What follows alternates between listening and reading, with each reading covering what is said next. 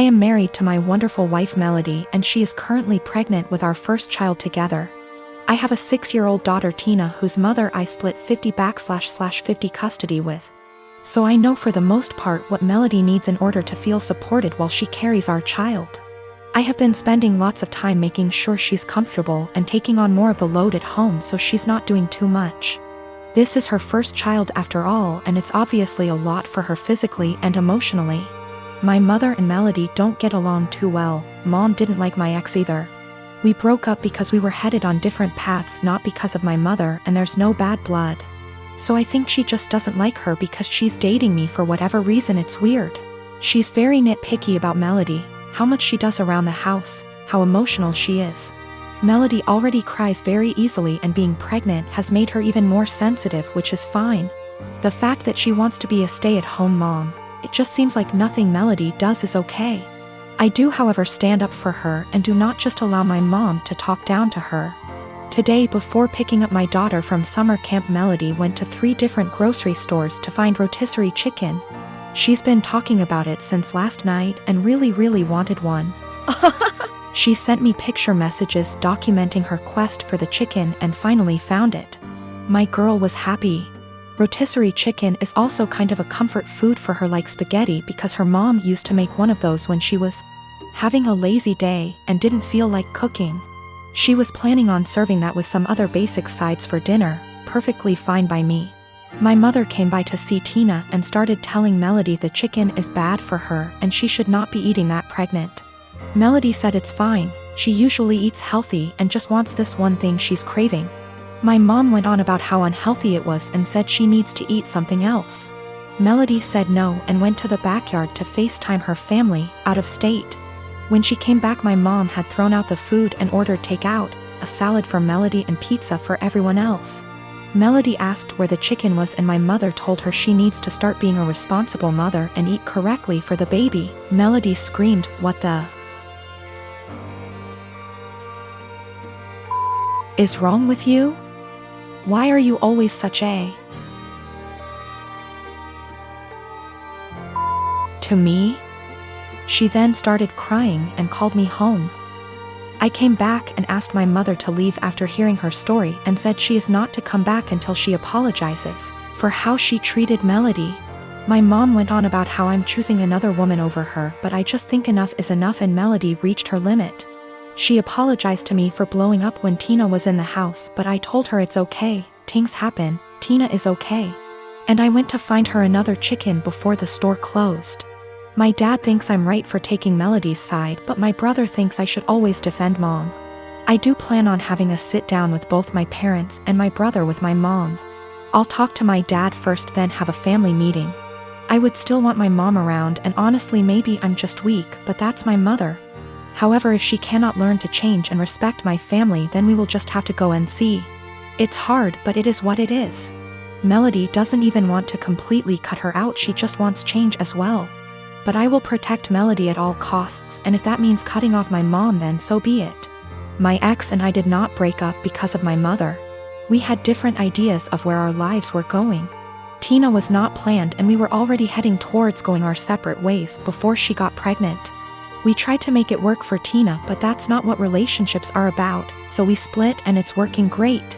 My ex and Melody get along great, Tina is happy and we work through things as one big blended family. My ex and Melody have talked about my mother with each other before, and that was when I realized I needed to see a therapist to work through my childhood with a mom like mine. It's a process. I'm working through it the best I can. Melody's pregnancy is going smoothly for the most part. Just exhausting and emotional, as she put it. Also, we're having a girl. We had our gender reveal. I did find her another chicken yesterday night after this whole fiasco. I'm 25 and am having a micro wedding. My dad's 43 and this woman's at least in her 50s. My dad and this woman have been together like 3 to 4 years at this point. I've never met her as they live on the opposite side of the country. I've had about 3 to 4 conversations with her over the phone and grow more annoyed every time. The first one was when I cut my mom off after a bad blow-up. Going on and on about I'm young and I'll come around and she's my mom still, etc., etc., etc. The second was last summer. I was 8 months pregnant and my car was impounded BC of the insurance company. It was resolved. I called to let my dad know, not her, and she kept going in circles repeating that we need to get it cause it accrues fees. I had a minor snap then. I don't appreciate being talked to like I'm stupid and 15. I was telling him that BC of the insurance company our truck got towed and was in impound, and they were in the process of getting it out. She chimes in, he had me on speaker, and repeatedly said in a tizzy, get that car out. You need it, it's accrues fees, the longer it's there the more it is. Literally repeated the same sentences for 10 minutes, refusing to listen, when I told her it was being handled, until I snapped and told her to stop it because it was being handled and I knew perfectly well what impound is and does, and to stop talking to me like I'm 16 years old. Again, I was 8 months pregnant and was giving an update, not asking advice. I sent my dad an invite specifically addressed to only him, and his RSVP was pre-filled for only him. I've seen him all of 2 times in the last 10 years, and the only time he made an effort of contact was when I was pregnant. Well, now I'm getting married, in a week at this point. He never sent his RSVP card, so I texted him asking about him and his parents, and he said they're all coming. So I reiterated all 3? And he said 4, including this woman. I said his invite was addressed to him and pre-filled for 1. I haven't had a text since. Not only is it my wedding, but my FH and I are announcing our 2nd pregnancy as well, and I don't want someone who lacks boundaries there. Or someone, not from my IL family, that I haven't met / don't know. Yes, I did try talking to him this spring in person about her behavior. I told him I don't appreciate it when she talks to me like some stupid teenager who doesn't know what anything means. I don't call for advice, I call to give updates. I didn't need or appreciate the consistent repeating of information I had made clear I already knew. He told me she's just motherly, and I told him that's great for her. But I'm not her child, I'm not her friend, and I don't need another mother. I have 3 and didn't need another one. I'll be sending a message tomorrow asking if he's coming or not, and if he won't go without her, that's fine. Just don't come at all, and I'll send a Zoom link that ends promptly after the ceremony. It's my wedding and I just don't want her there. If he doesn't want to go without her, that's fine. I'll send a link to the stream for those who couldn't be there. I used to work on a small team for a division of a multinational company. We used to primarily be staffed by what were called old-timers. Basically people who were close to being of a pensionable age who didn't want the hustle. That culture shifted and a lot of young blood has been brought in. I formerly worked there and was given a lateral move out. A colleague, Tina, still works there. Recently an opening for director came up and Tina came to me for help. She's been doing overtime and working hard to get noticed for this position. She's well qualified for it and has extensive experience at the company, so she was given a chance to interview for it. Tina is a single mother who has overcome poverty in childhood, racists / bigots in the industry, and worked hard to support her kids. She's had health issues but always fought hard. Tina is tenacious and hardworking, but there are issues. She struggles in some areas, and while she'd definitely make a great director as she's contentious, kind and courteous, the role is evolving and may be a bit of a stretch. Nonetheless, I helped her with her application and presentation. Beyond being colleagues, she and I are friends. We spend a lot of time outside of work together. We're the only women of color in our respective areas, and share a lot of our deep feelings and thoughts. She worked hard and put together a good presentation. I was really proud of her. She presented this morning at 9:30 and got through it and was out by 10 o'clock.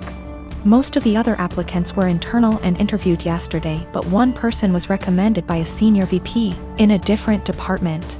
The guy who was recommended is a 30-year-old hotshot. I think he may actually be in his late 20s. He will soon graduate from an Ivy League MBA and is the definition of corporate style. They gave him a last-minute presentation slot immediately following Tina.